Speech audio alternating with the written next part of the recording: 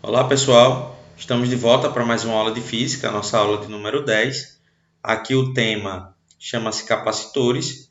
Os capacitores são elementos de circuito, então além dos resistores que nós vimos antes, nós vamos estar estudando também esses novos elementos de circuitos elétricos. Então, para começar a falar sobre os capacitores, eu trouxe aqui alguns exemplos e considerações iniciais. Os capacitores eles são componentes elétricos, como eu falei para vocês, e eu preciso relembrar alguns conceitos para estar trabalhando com eles. Então, o conceito de carga elétrica, que é uma propriedade elétrica presente em prótons e elétrons, é a propriedade que permite a atração entre cargas de sinais contrários e repulsão entre cargas de mesmo sinal. Eu preciso também do conceito de corrente elétrica para estar estudando os capacitores. Então, a corrente elétrica seria o movimento ordenado de elétrons em um condutor. Eu preciso também do conceito de tensão elétrica. É comum chamar a tensão elétrica de DDP. E está aqui, ela é responsável por estabelecer uma corrente elétrica em um dispositivo ou em um circuito elétrico.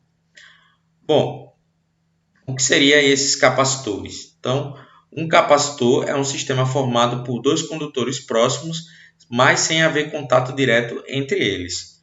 Então, são elementos de circuito elétrico cuja função é armazenar temporariamente carga elétrica e energia elétrica. Aqui você não pode confundir a função do capacitor com a função de uma bateria. A bateria ela tem a função de acumular muita energia para ser usada num período longo. Já o capacitor, geralmente a energia que ele acumula é usada no momento seguinte. Então, ele armazena uma quantidade pequena e usa essa quantidade rapidamente. São encontrados em vários formatos e materiais, sendo os mais comuns o capacitor cerâmico e o capacitor eletrolítico. Essa diferença ela não vai interferir na teoria que nós vamos estudar. O fato dele ser cerâmico ou eletrolítico, ele pode influenciar bastante na hora de montar um circuito real ou na hora comercial. Mas para a teoria que nós vamos estudar, pouco importa se ele é cerâmico ou se ele é eletrolítico. Tudo que nós vamos ver em termos de teoria, nós vamos ver como é que ele pode acumular energia elétrica. Essa teoria que nós vamos estudar não faz diferença se ele é cerâmico ou se ele é eletrolítico. Bom, aqui está uma imagem com esses capacitores reais, todos eles são capacitores, formatos e tamanhos diferentes. Esses que são cilíndricos são os eletrolíticos e esses aqui que eu estou mostrando para vocês são os cerâmicos. Então, tem diversos tamanhos diferentes, diversas técnicas diferentes para construir esses elementos e eles aparecem nos mais variados circuitos elétricos. Bom, o capacitor ele também é chamado de condensador, é possível você ouvir esse elemento de circuito por esse nome. E está aí, em projetos de circuitos eletrônicos, o símbolo do capacitor é a vista planada do sistema. Porque a imagem real dele é essa. Como eu disse, ele é formado por duas placas paralelas. Então, o símbolo que nós vamos usar para representar o capacitor é essa vista aí dessas duas placas. Então, nós não vamos estar desenhando o capacitor real, a gente vai estar usando esse símbolo, que é o símbolo que aparece tanto nas atividades como nos diagramas elétricos. Bom, capacitância. A capacitância ela é uma propriedade presente nos capacitores e está relacionada à forma de o capacitor reter cargas. Uma maior capacitância implica uma tensão maior e, consequentemente, um acúmulo de cargas maior em cada placa do sistema. Então, quanto maior a capacitância, maior a capacidade de ele armazenar cargas elétricas. A razão entre a carga acumulada em cada condutor e a tensão submetida é constante. Então, eu estou dizendo o seguinte, se eu aplicar uma tensão elétrica em um condutor e ele acumular cargas, se eu mudar o valor dessa tensão, eu mudo também o valor da carga. E aí, se eu tirar a razão entre essa carga e essa tensão, o resultado sempre vai dar o mesmo. Então, a razão entre a carga acumulada em cada condutor e a tensão submetida desse condutor, ela é constante. A essa razão, né, entre carga elétrica e tensão, dá-se o nome de capacitância, que é representado por aqui a equação, né? C maiúsculo de capacitância igual a Q, carga elétrica, dividido aí por tensão, ou potencial elétrico, né? Bom, essa equação dada para capacitância, geralmente ela aparece nesse outro formato, né? O V aqui ele está dividindo, ele foi passado para o outro lado da igualdade, multiplicando. Então, geralmente essa equação aparece nessa forma, né? Usada para descobrir o valor da carga elétrica armazenada. Então, ela é igual a C, capacitância, vezes aqui o potencial elétrico. Bom, a unidade de capacitância que nós vamos estar usando, de acordo com o sistema internacional, é o Farad, representado aí pela letra maiúscula F. Bom, materiais dielétricos. Os dielétricos são materiais isolantes elétricos. Eles aparecem muito no estudo de capacitância porque eles são usados na estrutura de um capacitor. Então, são usados nos capacitores para aumentar a quantidade de carga elétrica acumulada. Então, você consegue adicionar, está aqui na imagem, entre as placas um dielétrico, e isso favorece o acúmulo de cargas nessas placas, certo? Você consegue aumentar bastante a quantidade de carga elétrica armazenada por esse capacitor, sem mexer na estrutura das placas, só usando esse isolante aí no meio, que a gente está chamando aqui de dielétrico. O capacitor de placas paralelas. Então, como eu disse, pode ter vários formatos. Aqui a gente vai estar aprofundando esse formato, né, o de placas paralelas. Ele trata-se de duas placas de área A, distantes uma da outra por uma pequena distância D. Depois de certo tempo ligado a uma fonte de tensão, a movimentação de carga cessará e o capacitor estará carregado. Ele vai se carregando até um certo ponto. Para capacitores de placas paralelas, podemos calcular sua capacitância por. Então, tem essa equação para esse tipo de capacitor, né? C igual a E vezes A sobre D. Esse A aí é a área das placas, né? Que formam o capacitor. O D é a distância entre as placas. E esse Ezinho aí é a permissividade do meio. Ele é um valor obtido, essa permissividade, experimentalmente. E cada meio tem um valor diferente. A maior parte das atividades das questões abordam o vácuo como meio de estudo aí para o capacitor. E aí no vácuo, essa permissividade ela vale 8,8 vezes 10 elevado a menos 12. E está aqui ao lado a unidade dele, coulomb quadrado por metro vezes newton quadrado, ou aqui o farad por metro, certo? Está aí a permissividade, está aí a equação para capacitância em capacitor de placas paralelas. Bom, energia acumulada em um capacitor. Então, como eu disse desde o início, o capacitor tem a capacidade de acumular energia elétrica. Então, está aí, um capacitor carregado acumula energia elétrica que pode ser usada para acelerar cargas ou ainda alimentar componentes eletrônicos. Então, quanto maior a capacitância, maior será a energia acumulada pelo sistema, que consequentemente será convertida em trabalho. Aqui a equação usada para calcular a energia elétrica armazenada em um capacitor. Ela pede que você multiplique a carga elétrica que ele armazenou vezes a tensão elétrica que ele está ligado, dividido por 2. Então aqui eu consigo calcular a energia elétrica armazenada. Bom, nós sabemos que a carga elétrica no capacitor, uma equação que apareceu antes, ela pode ser calculada dessa forma, multiplicando aqui a capacitância pela tensão elétrica. Então, eu vou pegar essa informação e vou substituir aqui no valor de Q. E aí, quando eu faço isso, eu encontro essa segunda equação.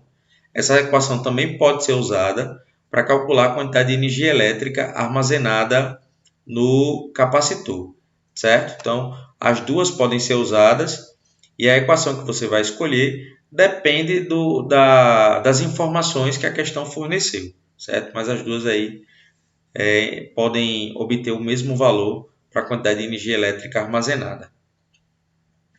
Associação de capacitores. Em muitos problemas, em muitos circuitos elétricos, você não consegue encontrar capacitores com o valor desejado. Isso é um problema também comercial. Não são fabricados capacitores com todos os valores possíveis de capacitância. Então, se você não ter todos os valores possíveis, o que resta é você associar 2 ou mais capacitores para poder encontrar o valor que você precisa no seu circuito. Existem basicamente 2 tipos de associação de capacitores: a associação em série e a associação em paralelo. Então, nos equipamentos eletrônicos, existem variados valores de capacitância, que muitas vezes não podem ser obtidos simplesmente pela introdução de dielétrico, né? Mesmo que você mude ali a característica do dielétrico, nem sempre você consegue encontrar a capacitância que você precisa. Assim, é necessária a junção desses componentes, que denominamos associação de capacitores. Então, basicamente, há 2 possibilidades, né? A série e paralelo. Bom, aqui eu tenho a associação em série de capacitores. Uma forma de você perceber isso é que o terminal aqui de saída, se a gente pegar aqui a corrente elétrica como sentido horário, o terminal de saída desse primeiro capacitor vai estar conectado ao terminal de entrada do segundo capacitor. Isso caracteriza a associação em série.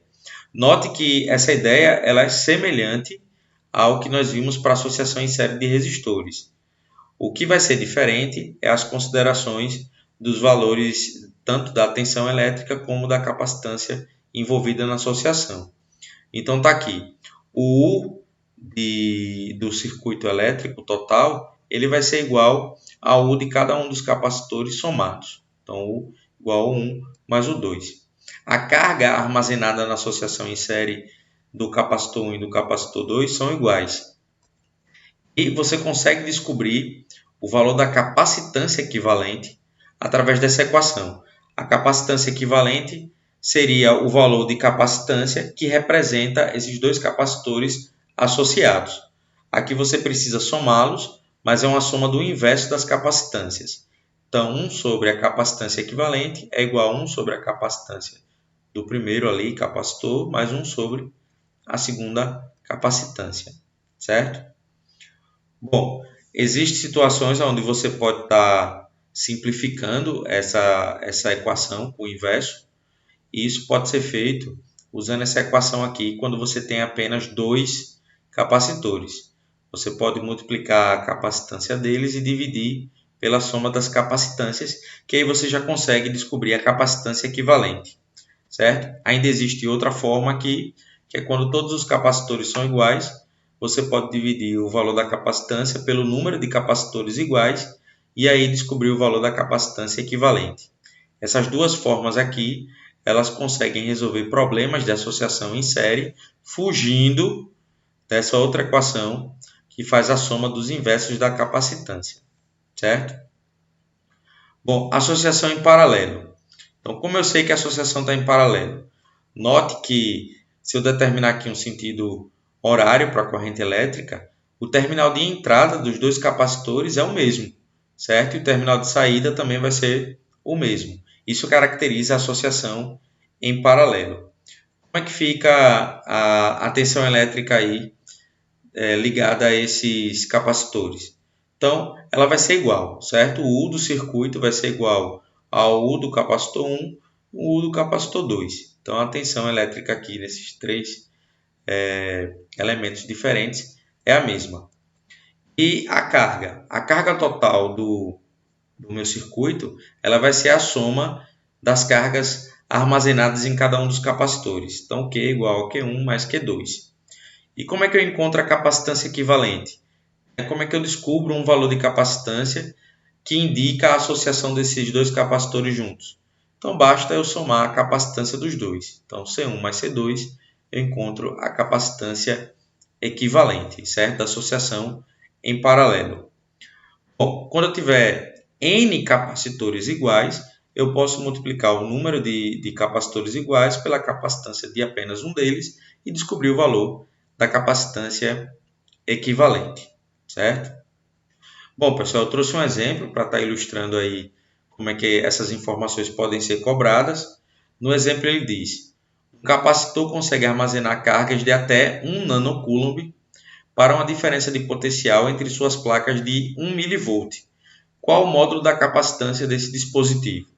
Então, para calcular isso aí, eu vou usar a equação C igual a Q sobre U. mas eu preciso acertar as unidades das informações que foram fornecidas. Então veja só, a carga foi fornecida em 1 nanocoulomb.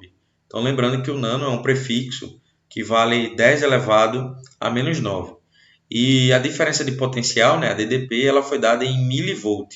Lembrando que o mili é um prefixo que vale 10 elevado a menos 3. Então, acertando, ficou 1 vezes 10 elevado a menos 9, dividido por 1 vezes 10 elevado a menos 3.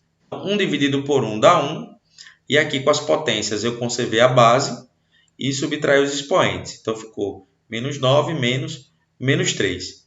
Então, esse menos por menos aqui vai dar mais, e aí vai ficar menos 9 mais 3 vai dar menos 6. Então, eu descubro que a capacitância, né, do capacitor do meu exemplo vale 1 vezes 10 elevado a menos 6 Faraday, certo? Agora, eu quero que vocês lembrem que 10 elevado a menos 6, né, essa potência, 10 elevado a menos 6, ela é igual a um prefixo chamado de micro. Então, como resposta final, eu tenho minha capacitância aí igual a 1 microfaraday. Bom, pessoal, essas foram as informações da nossa aula. É interessante que vocês façam a leitura aí do livro para estar aprofundando as informações sobre capacitor. Eu estou deixando aqui uma atividade para casa, a atividade do nosso livro, do módulo 10, capítulo 30. Então, tem algumas páginas que abordam questões relacionadas aos capacitores. São as páginas 45 e 46, questões 12, 13, 14 e 15, certo? Eu espero que vocês tenham gostado.